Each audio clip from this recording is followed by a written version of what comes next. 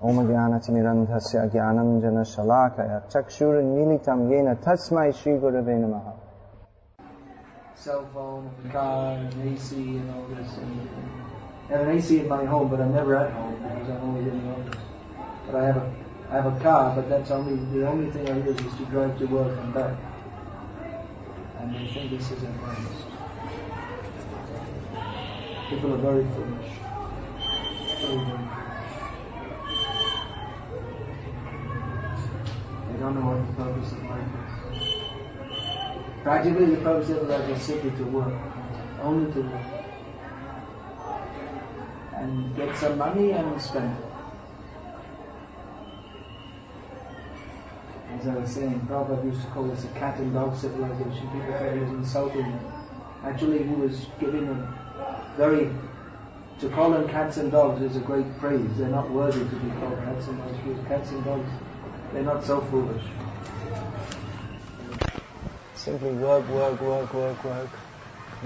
amass all things in your brain so that you can, to amass so much information in your brain and to acquire the ability how to do some so-called intelligent things such as write computer programs, which is very popular here.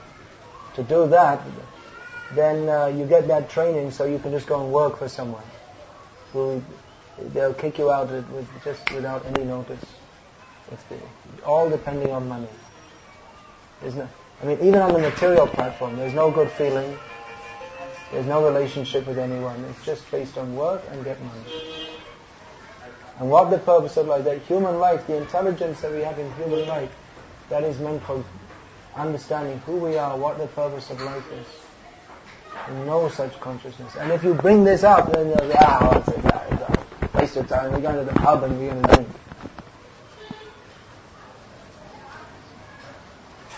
Extremely foolish.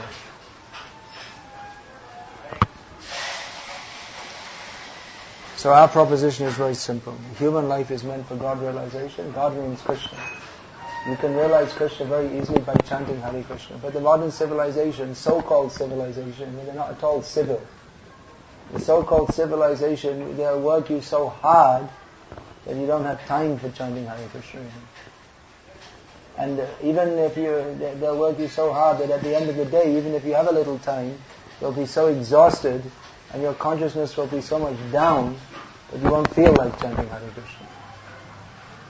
The only thing you can do is flop in front of a TV or go to a bar or something like that. It's a soul-killing civilization. Hand on mouth? Your hands on your mouth? Yes. Don't rush it. Basic training. These things they don't train.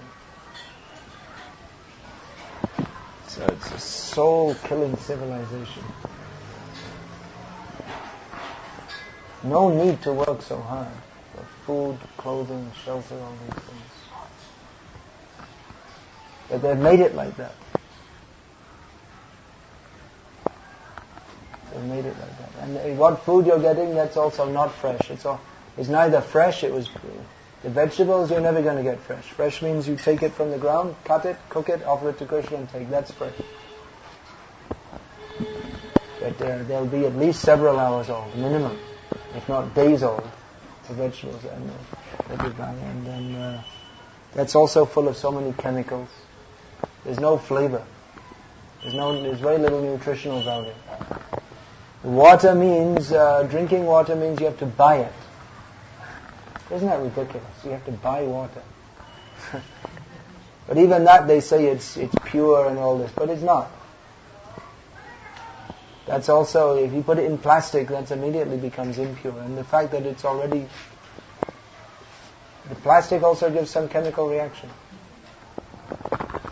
And the fact that it's already days old means that it's also lost its vitality. There's no prana, dead. And the air you breathe, you can't even, you may be a millionaire, but you can't buy fresh air. A millionaire or a beggar, they have to breathe the same polluted air. So what is the advancement of this civilization? You have to work so hard so you can get some money to buy some rotten vegetables which poison you, and some water which also poisons you, and the atmosphere you live in poisons you. Not only is your body poisoned, but your consciousness is polluted and poisoned by all the garbage things from the TV, the newspapers, the advertisements, from the people we associate with. This is demoniac life. So don't be enamored by this. Sometimes I see even our devotees, they're chanting Hare Krishna, but somehow they're thinking that there's something good about this so-called civilization. And they think, I will be a better person if I get a better job.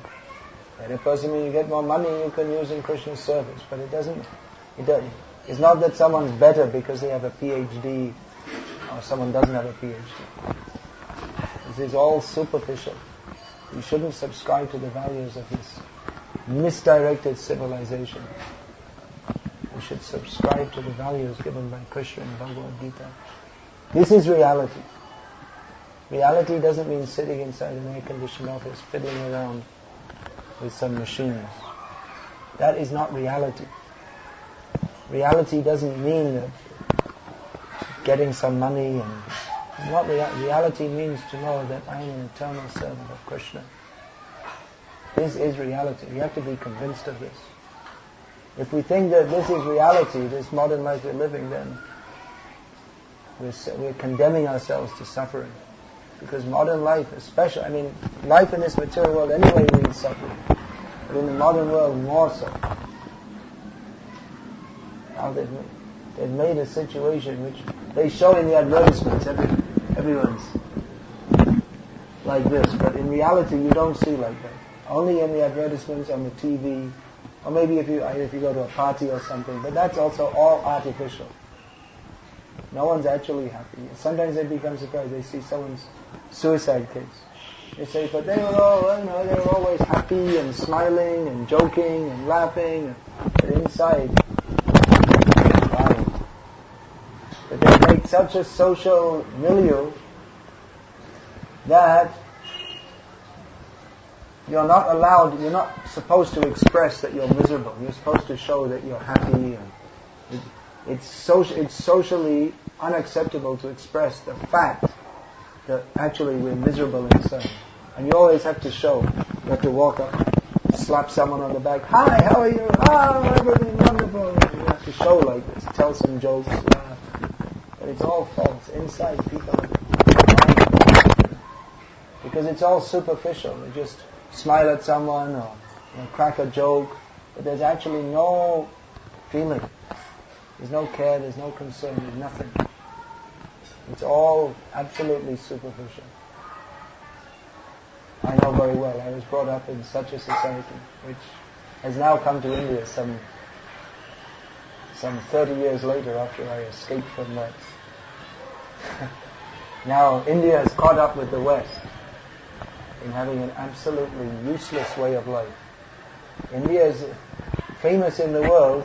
Actually, if you go to the West, people think of India. How do they think of India? They think of poverty, heat. It may or may not be justified. It is, but they think of poverty, heat, medieval kind of consciousness by which people engage in riots and kill each other on the basis of religion. They think of disease and all these different things is how India thinks. And also, the one thing that India, if there's any respect for India in the West, there's not much. There's very little respect for India. People in India, they think that the only thing that there's any respect for India is because of her religious culture. And that, they're throwing out. Somehow Indian people think that, well, the people of the world will respect us if we have industry and all these things. They don't respect because they know you're just imitating us. Why should they respect you? If you imitate someone, that means that you're giving respect to them. Imitation is the highest form of flattery. But you're not catching up. You may think, well, we have so many software engineers, but you're simply in the pay of some Western companies who Hare Krishna. They're taking advantage that you have some kind of intelligence and they can employ you at a lower rate than they can employ their people in the West. But all the profits go back there. So, intelligent in one sense, but fundamentally not very intelligent. If you're simply in the pay, that means a Shudra actually, paid. So they're exploiting, taking advantage, and really exploiting, and really working you till you drop, practically, literally. So India is actually in a very, very bad situation. I just got this information. There's one organization based in Berlin called Transparency International, which they rate. Of course, it may not be very perfect, but they have some system of rating what are the levels of honesty and corruption in different countries. And India came 71. 71st most honest country in the world. That means way down the list. I mean, under that must come the African countries and Pakistan like that. But if you consider that India, the one thing India is respected in the world for is the Dharma, or the original, very high culture. But if there's rampant dishonesty and corruption, that means that Dharma is wrong. There is no Dharma. Secular state means religion should be kept out of politics. But there's no such thing that irreligion should be kept out. Irreligion is part of life. They say keep religion out of the education, but religion is not kept out. So it's a very, very bad situation. Kale dosha nite rajan asti eko mahan guna kirtanadeva krishnasya mukta sangha param. This Kali Yuga is an ocean of faults. And the one redeeming principle, Krishna Kirtan. By Krishna Kirtan, individually one can cross over this ocean of faults and go back home back to Bhakti. The whole of society can also go. And that's why we're preaching Krishna consciousness. Let people take up Krishna consciousness and become free from the whole society. It's not difficult. Things can be changed by Krishna consciousness. Everyone can take it up. There's nothing difficult about Krishna. It's very easy. But people are in a different mode of life, different concepts, materialistic concept of life. Let me be happy now. Eat, sleep, drink, be merry and enjoy, for tomorrow we shall all be. They're trained like that in the schools. That I descended from a monkey. We all the same. When the body is finished, everything is finished. This is scientific. They think this is scientific. Although there's no scientific proof that when death takes place, that life does not continue. In fact, they can't even, scientists can't even define basic terms like life, and then they definitely can't define death because they can't define life. Even something like sleep, they can't properly define it. They say it's a state of the body in which the body is very passive and consciousness is very limited. But they can't actually definitively define. Give a very explicit definition. So in so many ways, knowledge is defective, but people don't care. They get some money and drink and they're happy.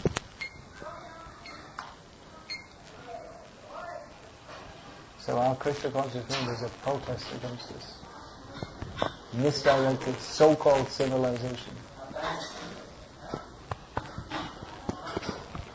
Can you show my books?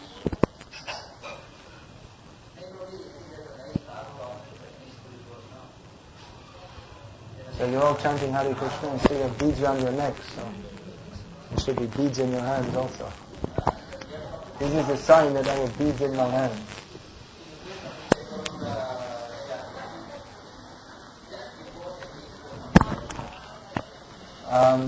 Open that one first, because this is only Jai Srila Prabhupada this one, and the other one here. Bangalore is such a city where you have the old traditions of like the Madhvas are here. It's the main base of the Madhvas after Udupi. And then it's like the most traditional nice things, and then the most horrible worse things. But even you see, last time I visited the Purna Pragya Vidyapith at the edge of the city, the Madhva. And you see all the brahmacharis there, in their dhotis, the dhotis up above their knees, they're playing cricket on the Maidan. They're all playing cricket there. I was there for 2 hours. I went in, I discussed with some of the pundits there. I came out after 2 hours and they're still playing cricket. So maybe some of them can make the Indian cricket team. They're practicing a lot. Madhvacharya encouraged actually his followers they should have some physical exercise. Because he said that without a strong body there can't be a fit mind. Which is also acceptable. Of course we dance in kirtan like that. But I was a little surprised at that. Although the consciousness of the not the Swami, they're actually Masters. They were very Krishna conscious, the persons I discussed with, no doubt. They were very much into that. They are not practicing that. No, some of them are. That I was just surprised to see they were so much into playing cricket. But some of them they're very serious. The brahmacharis are feeding sweet rice and beaten rice like that. Oh, is it?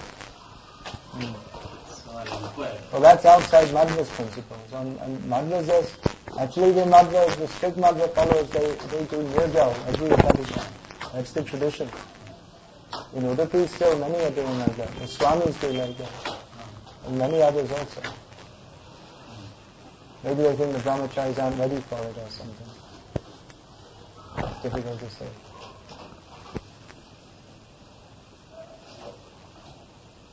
But actually this process is given by Chaitanya Mahaprabhu. That's practical for the modern age. To follow all these strict rules, like in the Madhva Sampradaya or Sri Sampradaya, no one can do nowadays. It's not possible to follow. It may be possible someone living in a village somewhere. But you see, all the rules you have to follow, just like you can only take water from a pure well, and where is such a thing nowadays? So, if you're strictly to follow that tradition, then you have to follow so many things. You have the right time, 12:30? You're also running on a fast watch. Fast, everything. More than right. And then just drop dead. Fast. Well, I'm also living like that. But at least it's centered on Krishna. There's no copy of Krishna also. And you have to open this box.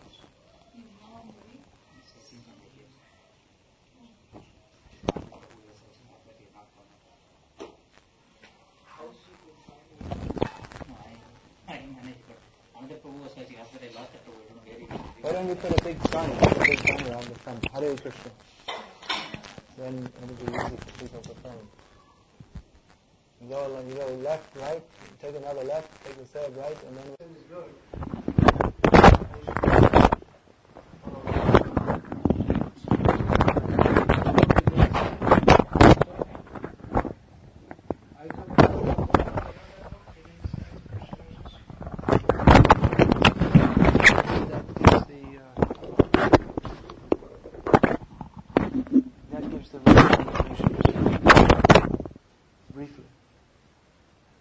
Basic activities, how to practice Krishna consciousness. For details, one has to see the Nectar of Devotion. Do you have that book also? I have all the books. So Nectar of Devotion is also a very important book for practically executing devotional service. But definitely chanting, you have to start chanting. You're chanting with mala? Yeah. But please do it.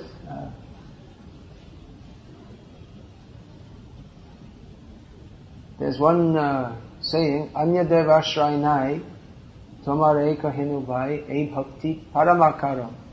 That if one doesn't worship different gods and only worships Krishna, if you only take shelter of Krishna, then you can very quickly achieve bhakti. Because bhakti means Sarvadhaman Prityaja Mam Ekam Sharanam Vraja. So, actually Sharanam means at one place. You can't take shelter in many places. It's not possible. You can't be under 10 umbrellas at once. You can only be under one at once. So we should take shelter at the lotus feet of Krishna exclusively. Swami, like that in a temple also, all deities are kept, even though it is a Krishna's temple. In many temples. Yeah. But if we think that they're all the same, take shelter of them all, then we won't get the right result. If we understand the devas are there to serve Krishna, that is correct understanding. They're not independent gods. So that's a very important understanding, without which one cannot properly make progress in bhakti. It's not possible. It's just like if someone's got, liver cancer from drinking, then you can give him treatment, but if he goes on drinking, it's not going to work. So in the same way, if we're doing bhakti, which means exclusive devotion to Krishna, and that means you have to give up the other things. So if you go on worshipping the devas, then you can't actually make progress. It's just the same as a liver patient. Someone's got swollen liver or whatever due to drinking, then he goes on drinking. The treatment won't work. It just simply won't work, because the very cause of the condition has not been given up. Treatment can only be effective if one abstains from that which has caused the disease. Otherwise it won't be effective. So in the same way, bhakti yoga is the treatment for the disease of material life. So if one continues with the same misconceptions, then actually you can't have progress. And it Bhagavan tells Janaka Maharaja attained supreme spiritual height, even though he was in the samsara. Mm-hmm. Probably there was consciousness. Yes. Yeah. That's alright. There's a Kamano Yavasansiddhim Rajasa Janakadeha. Janakadeha. Not only Janak, but other kings also. So that's alright. We don't say you have to take sannyas, then you become perfect. We don't say that. We never say that. If you become perfect, that in itself is equal to sannyas. Janak Maharaj is greater than many sannyasis.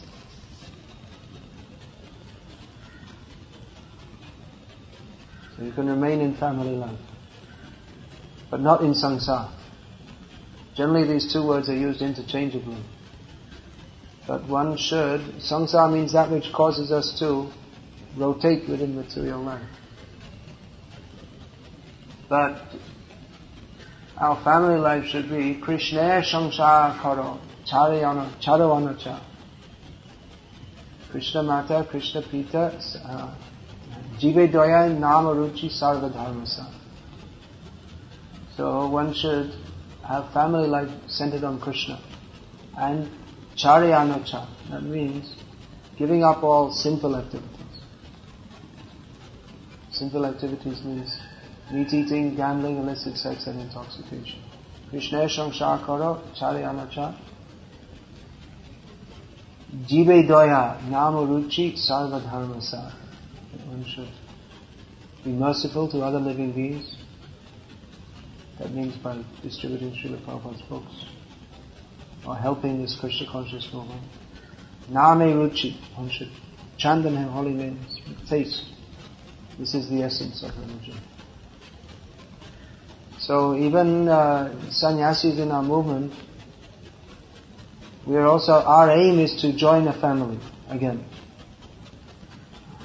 Is that proper for a sannyasi?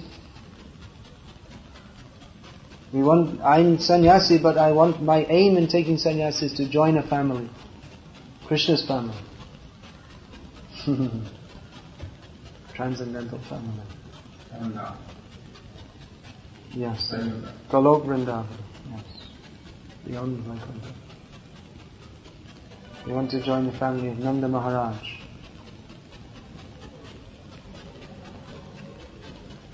So we should all join together. Hare Krishna. Anyone else? What is the relationship between human beings and God? How do I see God as my friend or my master? Actually, it's not human beings and God, but all living beings. We are all jivas. Even the ant, the jiva is there. So I could have been an ant in my last life. But in the human form of life, we have sufficient intelligence to think about these things. So the basic relationship is that, yes, he is master and we are servants.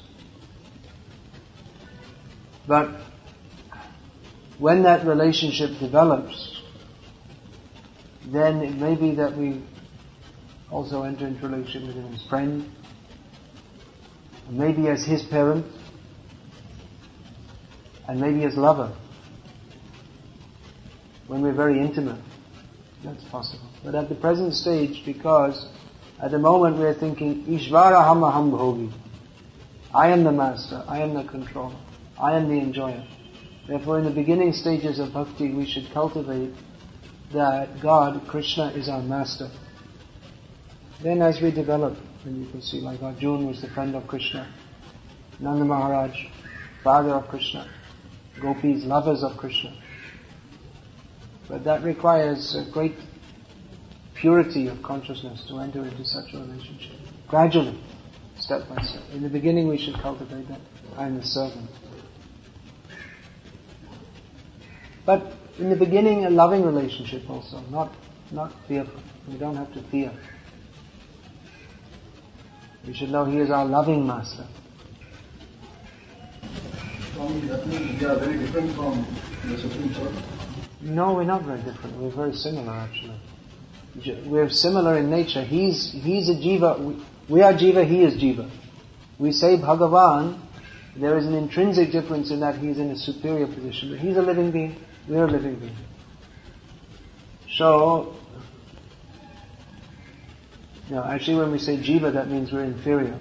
But when I say Bhagavan is jiva, that means he's not tiny like us, but he's unlimited, but he's a living being. Means just like as living beings we have desires, feelings, friends, love, emotions, likes, dislikes. He has also.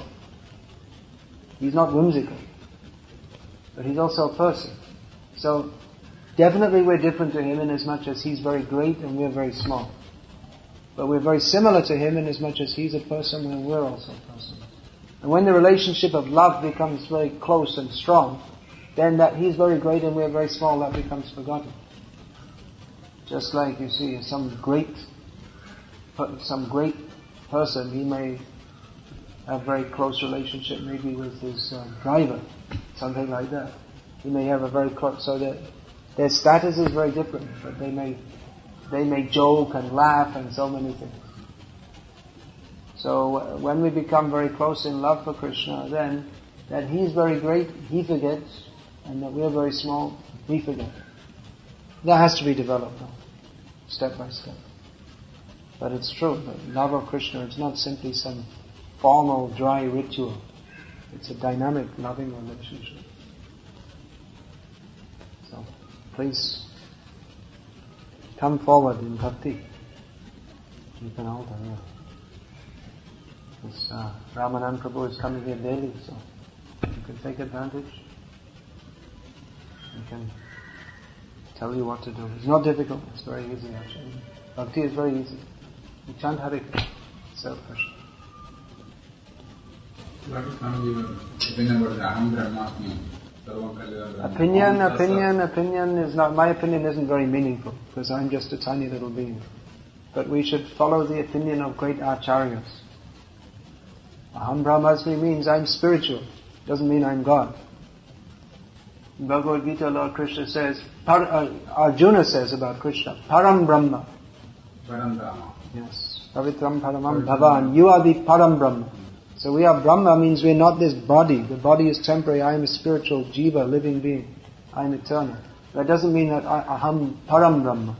Not like that. That's a mistake. Yes. That should not be misunderstood. By imagination we cannot convert ourselves into God. It's a ludicrous idea. We are all God. Absurd idea. Science of Self-Realization? Yes. Did you read any of those books of Prabhupada?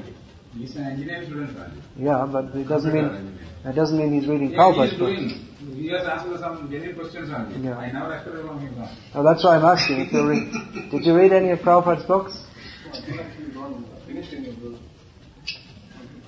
Why don't you read? Do you have that Science of Self-Realization? Everything is here, Krishna. Why don't you bring that? I'll show that to you. That's a great book for, young people who, especially Science of realization. Science of Self-Realization.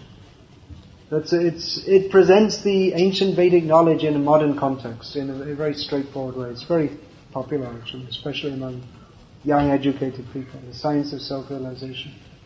It discusses the knowledge of the Vedic literature in, like I say, in modern context. How it relates to modern society. How the knowledge of Bhagavad Gita can practically solve the problems of modern society. And the old Advait controversy put into context. All these things. So, that's probably the best book for young educated people. Gita it's a little tough in the beginning. Yeah, as God laid out the rules that this is good and this is bad, this is what has to be done and this should not be done. Mm-hmm. So, is there anything particularly that we say this is good in this category? This is good, this has to be done. There are many rules in Shastra which are given because whatever we do, there's a karmic reaction for that. So if you perform what's called punya karma, you get a so-called good reaction, and if you perform pap karma, you get a bad reaction. But over and above that, as Krishna explains that's the mystery of Bhagavad Gita, that's the crux of Bhagavad Gita. That overall what is good is that which is pleasing to Krishna. And that which is not good is that which is not pleasing to him. And that may, you see, what in one situation may be good, may in another situation be bad. Just like killing in general is bad. But on the battlefield, if you kill the aggressive attackers, that's good. To remove someone's eye from their body is not good. But if after death you do so, to put in someone else's body, that's alright.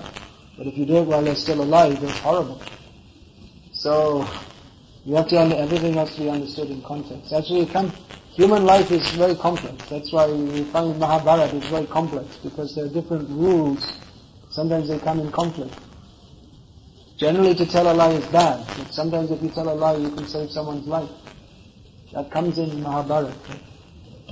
One man, he made a vow not to tell a lie, and then one man was running past his house, and the robbers were chasing him.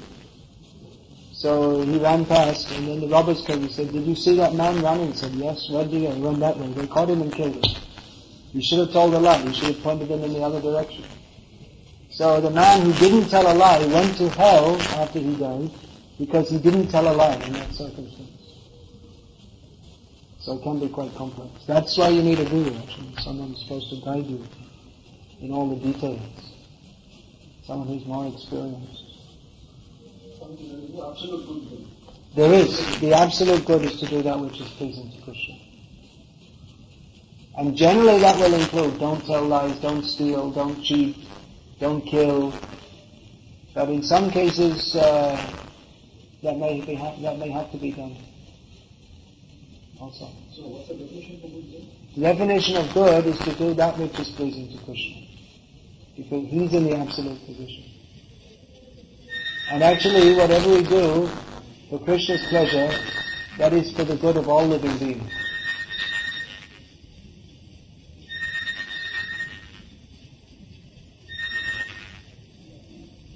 That is the absolute good. There has to be some absolute position, otherwise the whole existence, everything is meaningless. Unless there's some absolute, then then there's no meaning to anything. But that also is not a logical proposition. Because we see so much order in the whole universe. You couldn't study mathematics or engineering or science or anything unless there is some basic symmetry within existence. So that suggests that there is an ultimate absolute. Otherwise, how is there symmetry at every level of existence, physical existence that we study? There wouldn't be any scientific laws unless there was an overall symmetry. So that suggests that there's an ultimate absolute, which scientists are trying to find. They're trying to find the one law of everything, but they can't find it, and they won't find it, because ultimately that which is absolute and that which holds everything together is non-material. That is Krishna. Ultimately, the absolute truth can't be measured, only to a certain level. And even, of course, I don't know much about science, but from what I understand in that research in the field of quantum theory has shown ultimately you can't define anything materially.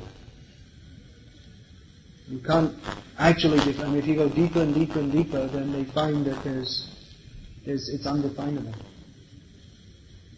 Whenever we define anything, we do so in terms of certain accepted axioms.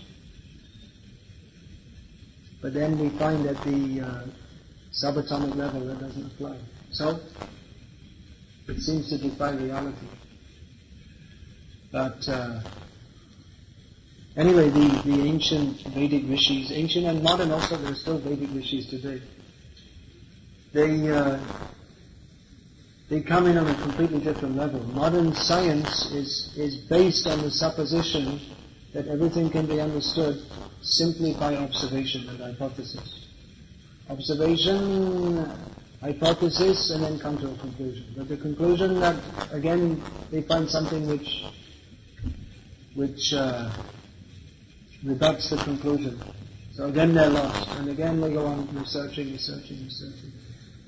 But the Vedic rishis, they come from a different angle. They say that ultimately the absolute truth is not measurable in material terms at all. That doesn't mean that it's not understandable, but that it's not measurable in simply material terms. We presume that, or the empiric method presumes that everything can be measured, everything can be. That means that ultimately it comes down to what we can perceive with our senses. But actually, if we're to consider, then why should we consider that all of reality falls within the perspective of our senses? There may be so many things which we can't see, which are here now. There may be different dimensions of existence. We can only see within a certain light range. We can only hear within a certain sound range. So, and our intelligence is also very limited. We don't know how much, and we can only see anyway, looking outward, we can only see this certain portion of a vast universe. And looking inwards, we can only see down to a certain level. So actually we have very limited sensory perception, we have very limited intelligence and powers of reason. So why should we presume that all of reality is within our powers of sensory perception combined with our hypothesis? It's not a very good assumption. It would be more reasonable to consider that there is a lot more to reality than that which we can simply measure by scientific methods. So that's the platform that the Vedic rishis come from. And actually that's, even if we take it from what we call a rational perspective, then it's quite acceptable to consider that just God's the long ways. Just think about us first of all. That this body is only made of chemicals. So what gives it life? Where does the life come from? Is there anything that the doctors can say? Is there any component of the body that here is life? You can't find it. Biochemical. No, biochemical, whatever. But there's nothing. You can say that when all this structure is there will be life. But what actually is life? And what is the source of that life? You can't say. No scientific definition. But you'll see in all languages of the world, when someone dies, they say, gone away. Isn't it? In every language. How do you say in Malayalam? Poi. In Canada also? Chala gaya. So, कौन चला गया? कहाँ गया? हम भी चलते हैं, कहाँ जाएंगे? पता नहीं. We don't know. So, but in every language you'll find they say gone away. Why do you say gone away? The same body is there. Why do they say gone away? The body is there. What's the difference between a living body and a dead body? The difference is that the Atma is gone away. It's a very simple thing to understand. So, the Atma is non-material. You can't measure it. There's no microscope that you can put and find the Atma. It's non-material. It's a different kind of entity altogether. It's not matter. Matter by nature is dead. We say biochemical, but the same chemicals that are in his body could just as well be in that stone. The same chemical, when his body, what is it? It's carbon, nitrogen, oxygen, hydrogen, these are the elements. Yeah, so that when the body dies, then they will recombine into different forms that may become coal. That what you get with coal, that you dig up from the oil, that at some point in time the same chemicals were in some living beings. So what's the difference? The body is only chemicals. And the difference, a living body and a dead body, or a living body and the floor, the difference is that the jiva is there. As long as the jiva is there, the body functions. When the jiva leaves, there may be some, just like when you turn the fan off, it may go on. Actually, the energy has left, so it stops. So in the same way, when the jiva leaves, then it may be there for a short time. Blood circulation system may run on for a very short time. But actually the jiva is left. So we can understand, it's not irrational to presume that there is a non-material entity within the body which we can call the jiva. And it's also quite rational to presume that there is some order of this universe. There's so much order within the universe, so it's quite rational to presume that someone set it up and someone's maintaining it. So it's not irrational to presume these things, but to find out knowledge, we won't find out knowledge of God with microscopes, telescopes, or any such thing. Then we have to use the proper methodology. The methodology is to hear from self-realized persons. That is the system.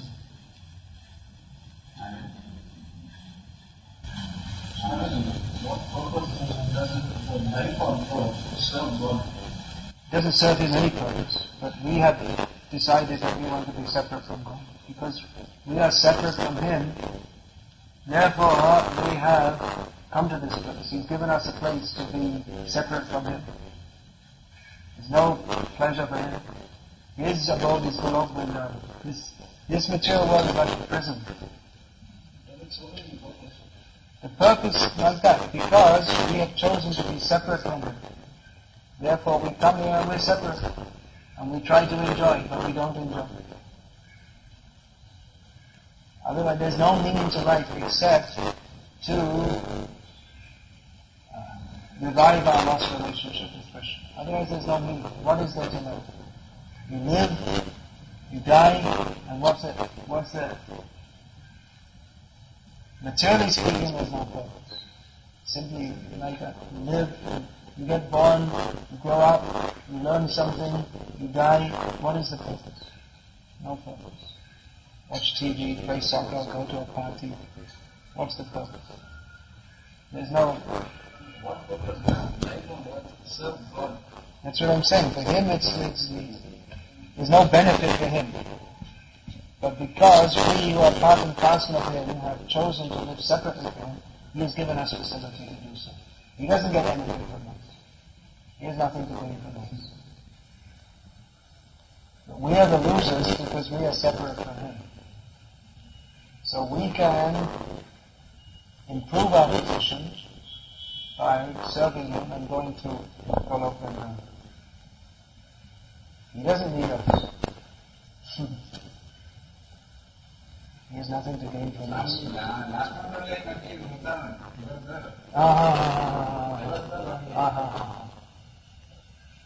There was a big get together. Yeah. So many people. Regular